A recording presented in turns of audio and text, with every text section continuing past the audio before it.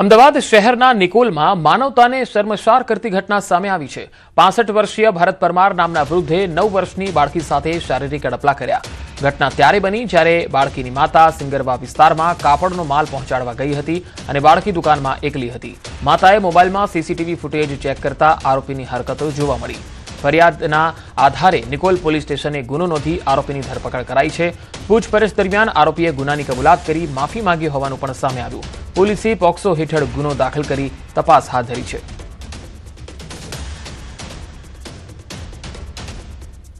જે દુકાનના ઓનર હતા એના મોબાઈલમાંથી સીસીટીવી કેમેરા જોતા એ દુકાનમાં જ એમની જોડે કામ કરતા એક અન્ય વ્યક્તિ કે જેનું નામ છે ભરતકુમાર પરમાર એ પોતે આ છોકરીની બાજુમાં બેઠેલા હતા અને છોકરીને શારીરિક અડપલા કરતા હતા।